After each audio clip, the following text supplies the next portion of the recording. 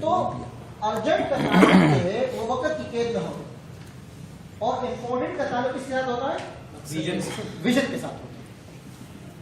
उसके बाद स्टीफन कवी आया और इसकी 7 हैबिट्स जो किताब है, इसमें इसने दूसरी तीव्री जिक्र की, और इसी हाइजनहावर के इस ग्राफ को, इस ग्रेड को एक नए तनाजुर में पेश किया। उससे कहा जाता है coordinate system, time management coordinate system. Coordinate जो है मैथमेटिक्स की इस्तिलाह में, हिसाब किताब की इस्तिलाह में रुबो को कहा जाता है। किसी भी 4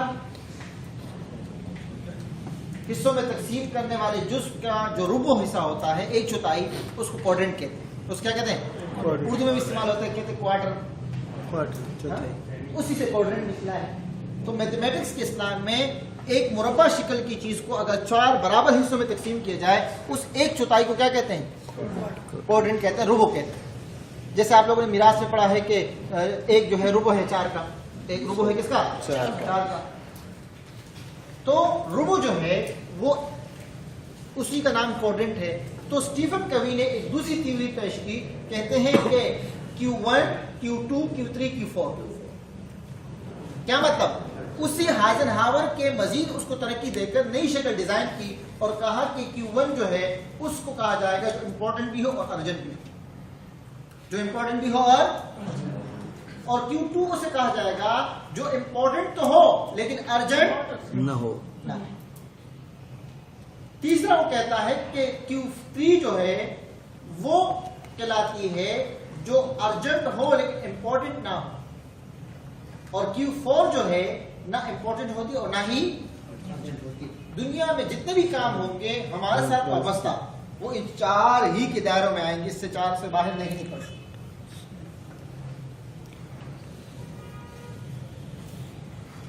अब हमें तरजीहात तय करने के लिए कोऑर्डिनेट को समझने के लिए 3 तीव्रियों को समझना होगा। पहली बात समझनी होगी कि हमारे कौन कौन से काम कौन से कोऑर्डिनेट में आते हैं। हमारे कौन कौन से काम कौन से कोऑर्डिनेट में आते हैं। फर्ज करें कि अगर आप अल्लाह ना करे, यहां पर किसी हमारे दोस्त में से किसी को अल्लाह ना करे दिल का दौरा पड़ जाए, तो उसको अस्पताल ले जाना Q1 सर्जरी होगी या नहीं होगी? जी भाई, Q1 किसे कहा जाएगा? जो इम्पोर्टेंट भी हो और अर्जेंट। तो किसी की जिंदगी बचाना इम्पोर्टेंट है या नहीं? इम्पोर्टेंट है। और अर्जेंट भी है या नहीं? अगर अभी डाले जाए क्लास खत्म होते वक्त इंतजार करेंगे तो फिर अस्पताल ले जाना पड़ेगा या कहीं और ले जाना पड़ेगा? तो 4 फुट ऊपर चारपाई की बजाय 4 फुट फिर नीचे वाली चारपाई में रखना होगा। तो अब ये Q1 की सिचुएशन हुई। Q2 की मिसाल देख ले।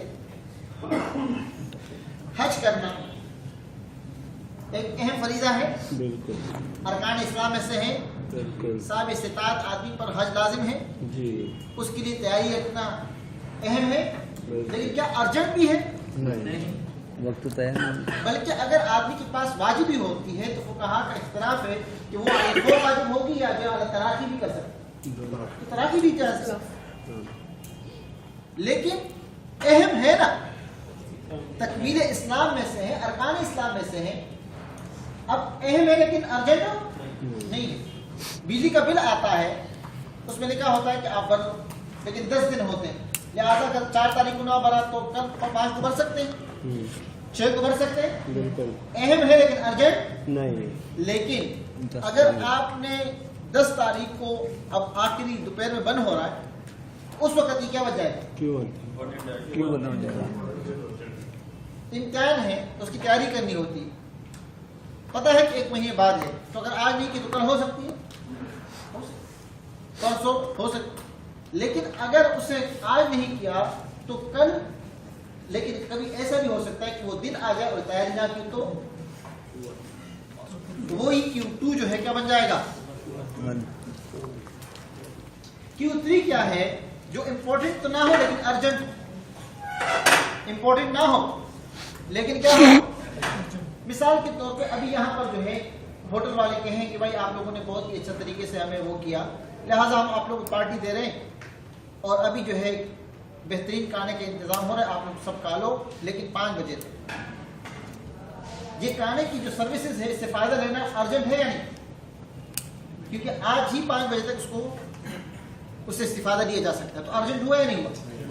लेकिन अभी हम खा चुके हैं, चाय पी चुके हैं, लिहाजा अभी इस्तेमाल करना हमारे लिए इंपॉर्टेंट नहीं है। अर्जेंट है लेकिन इंपॉर्टेंट नहीं है। आप लोग मोबाइल में पैसे डालते हैं और कहते हैं कि भाई कंपनी आपको सर्विसेज फराहम करती, कहती कोई बात नहीं, अगर आप लोग 100 रुपए डाल देते हैं तो 40 मिनट फ्री है, 30 मिनट फ्री है। अब 30 मिनट को आज ही इस्तेमाल करना है तो जरूरी है कि आदमी फारे होकर गप्पे ही बात करें? जरूरी तो नहीं है ना कि उससे आप इस्तेमाल ही कर लो। अर्जेंट है लेकिन इंपॉर्टेंट नहीं। तो Q3 क्या होता है? जो इंपॉर्टेंट हो लेकिन अर्जेंट। Q4 को देखिए कि जो क्या हो, नॉट इम्पोर्टेंट ना अर्जेंट हो ना इंपॉर्टेंट। फर्ज करें कि हम रास्ते से गुजर रहे हैं, अब यहां से मिसाल के तौर पर जुलूस गुजर, हम भागे भागे जा रहे हैं, भाई रोड है, गुजरेंगे, चीजें आएगी जाएगी, ना इंपॉर्टेंट है और ना ही, क्योंकि ये तो रोड है, रास्ते में गाड़ियां गुजरेगी, पोंप पोंप करती जाएगी, आती जाएगी, सारा दिन ही होता। तो ना ही अर्जेंट है और ना ही, रास्तों में आदमी जा रहा है और साइन बोर्डों को देख रहा है।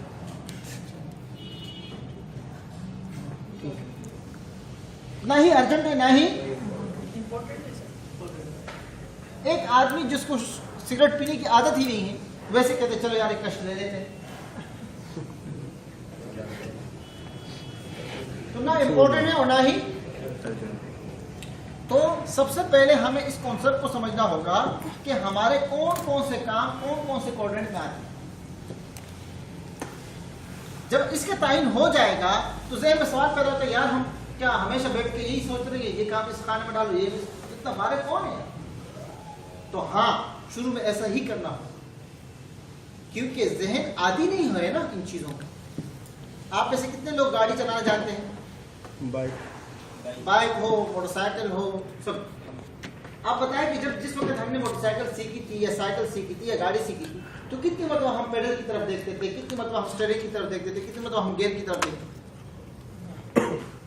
तजुर्बा हुआ है। लेकिन जैसे जैसे जो है वक्त गुजरता गया, तजुर्बात होते गए, अब हम गप्पे भी मार रहे होते हैं और कुदरती ऑटोमेटिकली हमारे पाँव अपनी जगह पर पहुंचते हैं, हाथ अपनी जगह पर पहुंचते हैं और हम बेध्यानी में भी सब कुछ करते, बल्कि ख्वाब में भी कर लेते। सच बताया, नींद में कर लेते। हाँ। तो क्यों? इसलिए कि पहले उस सांचे से गुजरे हैं तो अब दिमाग में वो सांचे बैठ गए। इसी तरह हमारी मुंतशिर जिंदगियों में हम जो बिखरे हुए हैं, उस बिखरेपन को खत्म करने के लिए पहले हमें इस फार्मूले को अपनाना होगा कि हमारे कौन कौन से काम कौन कौन से क्वाड्रेंट में आते हैं। फिर हमारी जिंदगी का डीएमआर बन जाएगा, एक तरबियत बन जाएगी, एक तरतीब बन जाएगी। हम फौरन जो है ऑटोमेटिकली जहन में आएगा। मिसाल के तौर पे कहूं कि अब नमाज जनाजे में शिरकत Q1 है या Q4 है? बताओ। Q1। अब जरा सोचने की भी जरूरत नहीं है। किसी डूबते हुए शख्स को बचाना Q1। समझ आ रही ना? लेकिन स्विमिंग पूल में तैरने वाले बच्चे को बचाना जो डूब भी नहीं रहा, इम्पोर्टेंट है ना ही Q4। यार अपना काम बताओ। मतलब Q4 छोड़ देना चाहिए, कोई करने की जरूरत ही नहीं। उसी की तरफ। तो इसका मतलब ये हुआ कि सबसे पहले हमें ये पता चले कि हमारे कौन कौन से काम कौन कौन से क्वाड्रेंट में आते हैं। दूसरी चीज ये है कि इन क्वाड्रेंट का आपस में ताल्लुक क्या है। इस क्वाड्रेंट का आपस में याद रखे कि जब आप जितने भी दुनिया के कामयाब तरीन लोग थे, उनका सबसे ज्यादा तवज्जो Q2 पर था। जो इंपॉर्टेंट तो होती है लेकिन अर्जेंट नहीं। हम अपने जहनों से चीजों को इतना अर्जेंट बना लेते हैं, तब जाके उस काम को वजूद देते हैं। जब Q2 पर तवज्जो ना दी जाए तो Q1 तो पहले से Q1 होता है, Q2 भी Q1 बनना शुरू हो जाता है। तो जब Q2 भी Q1 बनना शुरू हो जाता है तो दो नुकसान होते हैं। सबसे पहला नुकसान यह होता है मियार पर समझौता करते हैं। मिसाल के तौर पर कितनी मतलब हमारे साथ ऐसे हुआ कि इम्तिहान मुम्तहीनीन ने कहा कि रिपोर्ट तैयार करो या पर्चा तैयार करो, हम कर लेंगे यार, कौन सा मुश्किल काम है। एक दिन गुजरे, 2 दिन, दूसरे दिन इदारे की तरफ से पर्ची आती है, आज पर्चा जमा कराने की आखिरी तारीख।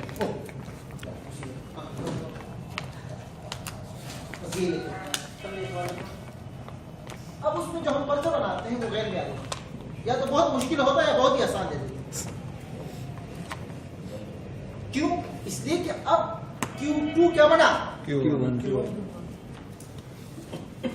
जब चीजें Q2 से Q1 बनती है तो म्यार का समझौता।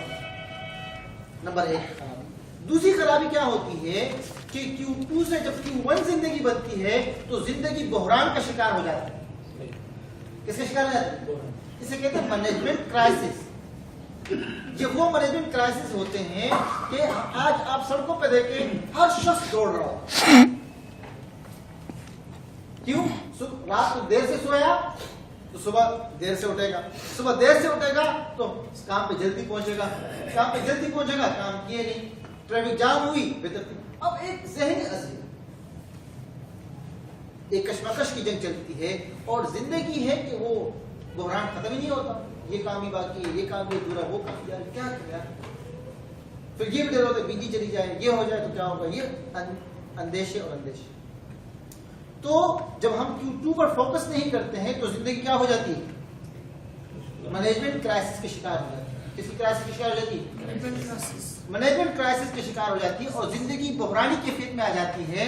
तो दो खराबी होती है, एक ये कि हम उसूलों पर समझौता कर लेते हैं, मियार गिर जाता है। इसलिए आज अगर आप देखें कि उम्मत मुस्लिमा की चीजों का मियार गिरा हुआ है, लोग कहते हैं कहाँ किए? नहीं पाकिस्तानी नहीं लेंगे यार, क्या हुआ? नहीं ये नहीं लेंगे। इसलिए कि लोगों को पता है कि जो हम चीजें डिजाइन करेंगे उसमें मियार पे समझौता होगा। उसमें किस पे समझौता होगा? म्यार का। चाहे वो तालीमी चीजें हो, चाहे वो सनाती चीजें हो, चाहे वो तरबियती चीजें हो। क्यों कि हम Q2 से किसकी तरफ आते हैं? Q1 और फिर एक Q1 से एक Q2 पर तवज्जो ना देने से कई Q2 जन्म लेते हैं। एक शेर है ना, वो एक सिजदा जिसे तू गरा समझता है हजारों सिजदों से देता है, वो एक Q2 जिसे तू गरा समझता है हजारों Q1 से देता है तुझको नहीं जाता। मिसाल के तौर पर आपको पता है कि आपकी फर्ज करें मोटरसाइकिल किन किन के पास है? मोटरसाइकिल की चैन कर रही 2-3 दिनों से। पता है कि जब चेंज कर करती तो डीले होती तो घिसेगी तो टूटेगी। हाँ, नतीजा ये निकलेगा कि कहीं भी रुक सकती, खुलासा ये होगा ना, औसत को गिरा दो, नतीजा यही निकला। अच्छा, लेकिन आज करते हैं, आज देर हो रही है, कल करते हैं, आज करते हैं। ऐसा हुआ कि एक मीटिंग में पहुंचना था, इम्तिहान हाल में पहुंचना था, आपके पर्चे का दिन है और उसी दिन जो है वो मोटरसाइकिल रास्ते में पड़ी। तो चेन ठीक करना Q1 करता है Q2 था, इसलिए कि उसमें इतने लचक थी कि आज ना करो कल कर लो, इतना तो था। तो Q1 नहीं था, Q2 था, इंपॉर्टेंट था, अर्जेंट नहीं था, लेकिन हम टालते रहे। अब जिस दिन पर्चा है उस दिन मोटरसाइकिल का रोड के बीच में रुक जाना और सुबह सुबह दुकानें भी नहीं खुली होती। अब उस मोटरसाइकिल को रोड के बीच से साइड करना Q1 है या नहीं? या रोड के बीच में खड़ी रहेगी? बोले Q1 अर्जेंट भी है, इंपॉर्टेंट, क्योंकि साइड नहीं करना तो ट्रैफिक है, कोई पुलिस वाला उठाए, कोई चोर उठाए, Q1। उसके बाद उसको ठीक करने के लिए मुतबादिल चीजें देखना Q1।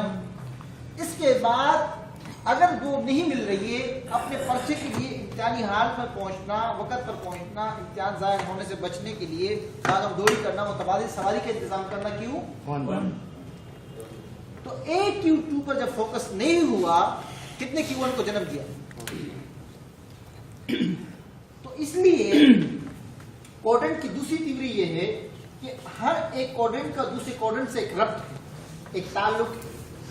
अगर आप उन Q1 को, Q2 को, Q3, Q4 की टर्मिनोलॉजी को समझ में नहीं आए और उसकी तीव्री को आप उस फ्रेमवर्क में नहीं लाएंगे तो ये बहुत गड़बड़ हो जाएगी और चीजों का वो नतीजे नहीं होंगे जो हम चाहते हैं। और आज हमारी जिंदगी के बहरानी की फिक्र इसलिए कि हमारी जिंदगी Q1 सिचुएशन में है, हम आखिरी वक्त में काम करेंगे। बच्चे को इस हाल में बीमार कांसेगा, चीखेगा, रोएगा, आज ले जाएंगे डॉक्टर को, कोई बात नहीं, ये खिला दो, करते करते इतना बीमार कर लेते कि 10 दिन अस्पताल में दाखिल करना। अपने दांतों के साथ नहीं हो, अपनी तालीम के साथ नहीं होता, अपनी तरबियत के साथ नहीं हो। अपने मेयारी तालीम के साथ ये होता, अपने इदारों के साथ ये होता, अपने काम काज के साथ ये होता।